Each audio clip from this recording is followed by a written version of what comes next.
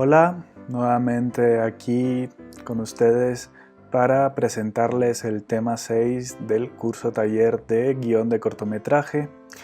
Este tema 6 probablemente lo hayan estado esperando con muchas ganas porque significa que si has llegado hasta aquí estás a punto de empezar a escribir la parte final de tu guión, así que antes de empezar quisiera felicitarte, darte la enhorabuena y desearte que este tramo final sea placentero, satisfactorio y sobre todo muy divertido, ¿no? No importa que tantas veces lo tengas que repetir, cuántas libretas tengas que gastar o cuántas hojas de papel tengas que tirar a la papelera, pero tómalo como una aventura, ¿no? Como la emoción de estar llegando ya casi al final de la historia y pues bueno, también de este taller. Empecemos viendo en qué consiste el tercer acto. Bueno, ya a lo largo de este taller me has escuchado mencionarlo 1000 veces, ¿no? El tercer acto es la resolución, es donde se resuelven los conflictos, es donde sabemos que el personaje alcanza o no alcanza su objetivo. Esto es importante mencionarlo, no es necesario que todas las historias tengan un final feliz, como esa obsesión del cine hollywoodiense, que todos los finales de las películas americanas siempre terminan bien. Bueno, nada más lejos de la realidad. Ustedes pueden diseñar el final que a ustedes más se les acomode, el que les dé la gana, siempre y cuando sean honestos con el público y no dejen ningún cabo suelto. Esto es tal vez la parte más importante del tercer acto. Siempre tenemos que dejar cerrados, debemos de dejar atados todos los cabos sueltos que hayamos ido abriendo a lo largo de la historia, ¿no? Aquí, pues bueno, a medida que el corto sea más o menos largo, pues podemos tener más tramas y subtramas que tendrán que encontrar una sutura, un cierre, una conclusión en este tercer acto. Algunas podrán ser finales felices, otras podrán tener un final amargo, otras un final agridulce, ¿no? A medida que tengamos más cabos sueltos, pues más opciones vamos a tener en este tercer acto, ¿no? El tercer acto, como les decía, está dedicado a la resolución del conflicto.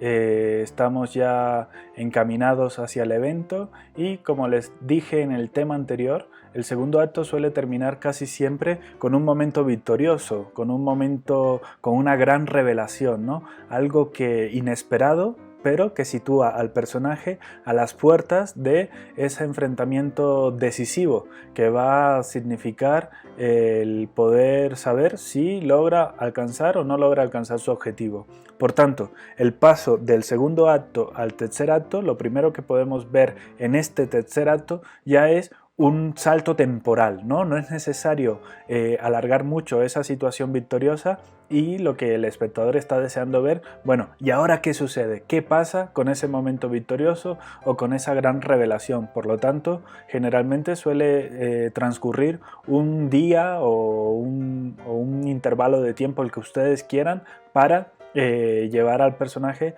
hacia ese momento de enfrentamiento, hacia esa decisiva batalla, ¿no? Hacia ese momento final. Y por tanto también tenemos generalmente un cambio de escenario. Si la película de ustedes, si la historia de ustedes transcurre toda dentro de una casa, pues a lo mejor el cambio de escenario se puede dar de una habitación a otra. Y si todo sucede dentro de una misma habitación, como es el caso de algunas películas que me vienen ahora a la cabeza, pues es difícil hacer ese cambio de escenario, ¿verdad? Pero sí es importante tener, aunque sea un breve momento de salto temporal, un fundido a negro que da la información al espectador de que ha transcurrido un espacio de tiempo, tal vez indefinido, tal vez sea muy obvio y muy claro y muy reconocible cuánto tiempo ha pasado, pero sí se suele dar una breve pausa entre el segundo acto y el tercer acto, ¿no? Hay muchas películas que hacen esto, seguramente a partir de ahora, cada vez que ustedes empiecen a ver el cine, lo van a ver con otros ojos, analizando estructuralmente cuándo se dan estos puntos claves, ¿no? Del salto de un acto a otro. Entonces, por ejemplo, si al final del segundo acto en una película bélica vemos que el ejército identifica que ahí está cerca el enemigo, que se está aproximando, pues ya sabemos que se acerca la batalla final, el enfrentamiento entre dos ejércitos rivales. Entonces el principio del tercer acto podría tener la forma del soldado alistándose para tomar posiciones en el campo de la batalla, ¿no?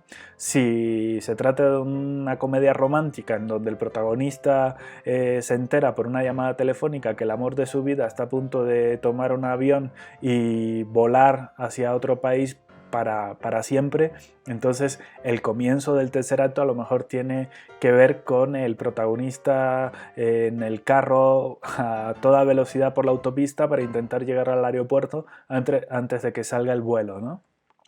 Entonces es súper importante tener en cuenta cómo acabó el segundo acto, ¿no? ¿Cuál fue el momento de revelación?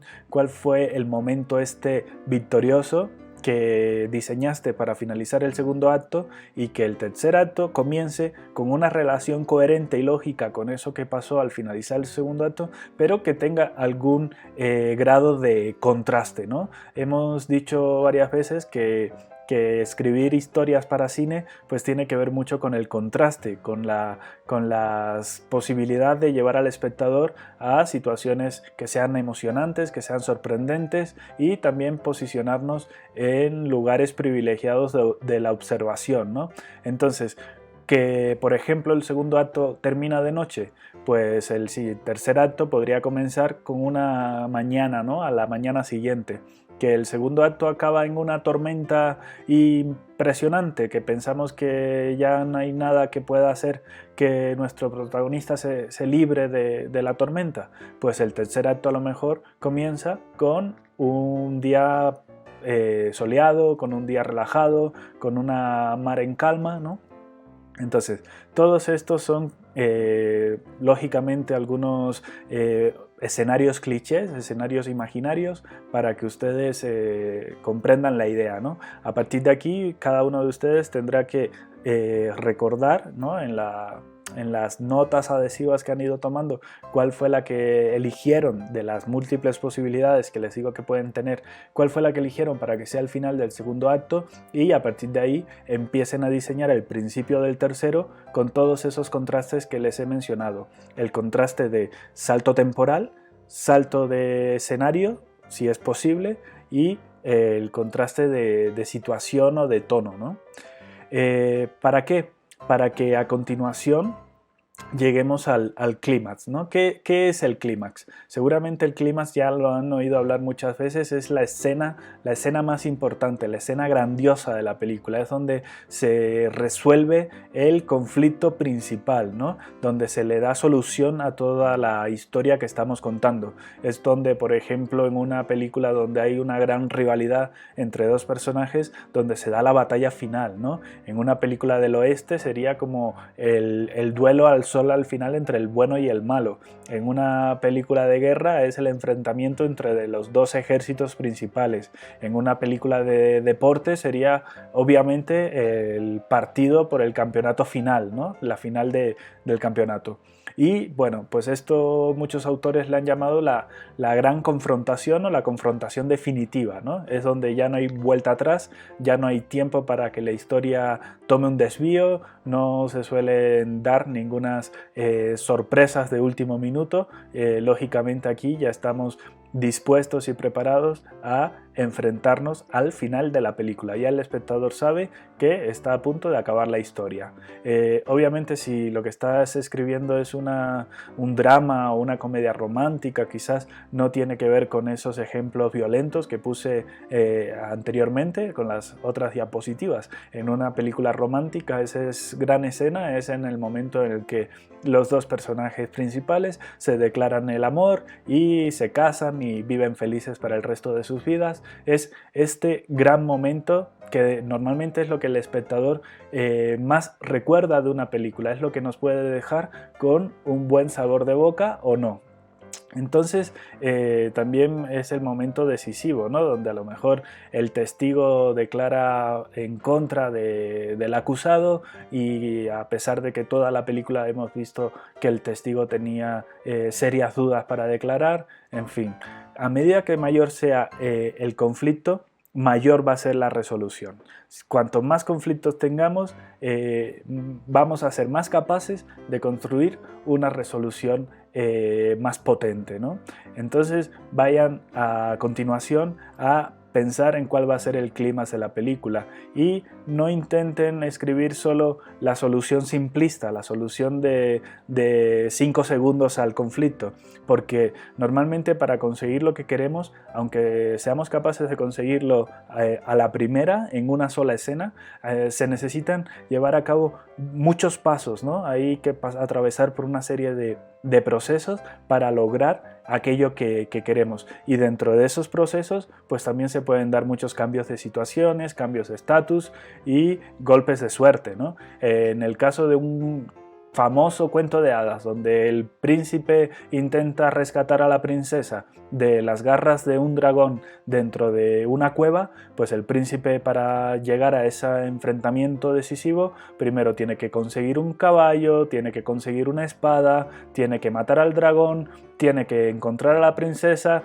tiene que rescatar el tesoro dentro de la cueva y explotar la cueva. Solo así tenemos una escena climática suficientemente emocionante, atractiva y al mismo tiempo también es tensa, ¿no? Tenemos que ser conscientes de que el tercer acto no se soluciona en una sola escena. El tercer acto tiene que durar al menos 2 o 3 páginas del guión. Por tanto, tenemos que ir construyendo esas páginas, ¿no? ¿A partir de qué? Pues de ir incorporando más sustancia que sean que posibiliten espesar la trama de este tercer acto, ¿no?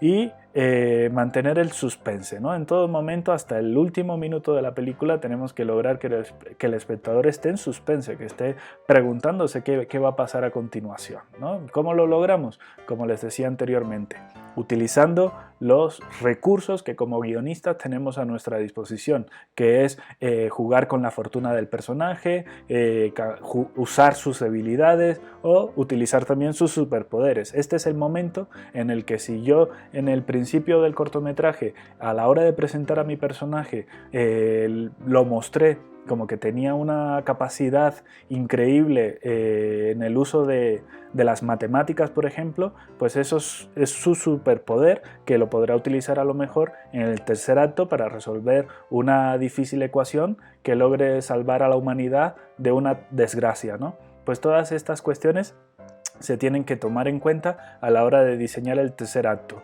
Por cada cosa que presento en la película hay que tener una conclusión y tener un cierre en el tercer acto, ¿no? Entonces tenemos que reflexionar también pues en todo lo que hemos construido al momento de llegar aquí, y en el momento que se soluciona, que se resuelve esta situación climática, pues ya tenemos el evento. Hemos recorrido todo un círculo, ¿no? Empezamos por el evento y terminamos en el evento, ¿no? Ya hemos hecho toda la vuelta a las técnicas y a los procesos y a los pasos que hay que ir dando poco a poco para tener hecho nuestro primer guión, el primer borrador del guión. A continuación trabajaremos en las revisiones, ¿no? Pero bueno, vamos a resumir todo lo que hemos visto hasta acá, ¿les parece? Primero tenemos una línea de tiempo que dividimos en 3 actos, y a esos 3 actos le hemos dado una distribución del 20%, un 80%, o un 60% al segundo acto, mejor dicho, y otro 20% al tercer acto, ¿no? Si fuera esto un cortometraje de 10 páginas o de 10 minutos, tendríamos que las 2 primeras páginas son para el primer acto, las 6 siguientes páginas para el segundo acto y las últimas 3 páginas para el tercer acto. Lo que vamos a ir viendo ahora es el contraste, ¿no? El contraste que hay desde el evento original a lo que hemos hecho durante todo este tiempo, porque recordemos que lo primero que hicimos fue diseñar un evento, ¿no? Y lo que tenemos que preguntarnos ahora es si el evento que diseñamos al principio hace unos días pues encaja lógicamente, encaja coherentemente con lo que nos ha ido dando el proceso de escritura del guión. A lo mejor nuestro evento era que al final el héroe moría, pero durante estos días que hemos estado escribiendo nos ha ido saliendo una historia más ligera, tal vez cómica, tal vez con tintes tragicómicos, no sé. Quizás ese evento que diseñamos hace unos días pues no encaja. Entonces es más fácil ahora cambiar ese evento, modificarlo, actualizarlo, adaptarlo a lo que tenemos escrito, que no que tener que escribir todo de nuevo, desde cero, para encajar con lo que habíamos diseñado al principio. Por tanto, intenten ver como las piezas de un rompecabezas si encajan unas con otras, ¿no? Y si no es así, pues tuerce el evento, modifícalo, adáptalo, ¿no? Vamos a recapitular. Tenemos que al principio los personajes se presentan en su vida cotidiana, en una vida ordinaria, en el día a día, ¿no? Personajes que a lo mejor no se conocen entre ellos. Luego sucede algo que rompe por completo la rutina de estos personajes, ¿no? El personaje que aquí, por ejemplo, vemos que representa a un campesino se encuentra con que la princesa del reino ha sido secuestrada por un dragón y se pregunta si él tiene la capacidad de ir a rescatarla o no. Ese es el llamado a la aventura que el personaje al principio rechaza, pero surge algo que le aclaran las dudas, ¿no? Hay un personaje más que le dice que no, que sí, que tú tienes que ser el que rescate a la princesa. Le da las herramientas que necesitan y ya con esas herramientas puede empezar el segundo acto. Del primer acto al segundo acto hay un cambio de escenario, hay un salto temporal. El segundo acto empieza sobre todo con esta parte muy importante, que es demostrarle al espectador lo mucho que le importa a este personaje rescatar a la princesa. Pues siempre hay un recordatorio a través de en este caso, en este ejemplo, es la corona que lleva en su mano este campesino convertido en héroe, pues le hace estar presente, tener siempre presente lo importante que es para él este objetivo, ¿no? Quizás en el primer acto le pudimos haber visto recibir una promesa por parte del padre de la princesa, por parte del rey, que si logra rescatarla, pues dejará de ser un campesino y empezará a pertenecer a la nobleza, y pues a este personaje a lo mejor la vida de campesino ya no le gusta y tiene aspiraciones de ser de la nobleza, no sé. Hay que justificar mucho el por qué para este personaje es importante rescatar a la princesa. Y bueno, durante el segundo acto vemos que van a ir apareciendo muchas complicaciones que son cada vez peores. En algunos casos hay igualdad de condiciones, en otros casos el personaje está en pésimas condiciones para seguir adelante. Tenemos que hacer pensar a nuestra audiencia de que la misión es prácticamente imposible, hasta que llegamos al final del segundo acto y hay alguna escena reveladora, algún momento victorioso, como por ejemplo aquí, que descubre dónde es la cueva donde se esconde el dragón. Entra a la cueva, descubre que ahí está la princesa, se enfrenta al dragón, lo mata, rescata a la princesa y viven felices, ¿no? Cuanto más conflictos y más cambio, va a ser mayor el drama. Por tanto, intenten tener eso siempre muy presente, el conflicto y la crisis del personaje como elementos dramáticos que van a darle más interés y más emoción a la película, ¿no? Entonces, una vez que ya hayamos pasado el evento, antes de los años 60 era muy común que lo último que veía el espectador de una película era justamente eso, el evento. Ya con eso salían los créditos de fin y se acababa la película, lo cual dejaba muchas veces a los espectadores un poco insatisfechos, ¿no? A partir de los años 60 es muy común que después del evento, después del final de la historia, pues hay una o dos escenas que le dan al espectador la sensación de que esos personajes pues continúan con sus vidas y continúan probablemente en un nuevo status quo, ¿no? Entonces puede haber una escena justamente después que nos presente cómo es la vida de esos personajes al día siguiente después del evento, o un epílogo mucho tiempo después o relativamente después, donde veamos cómo sigue la vida de esos personajes más tarde, ¿no?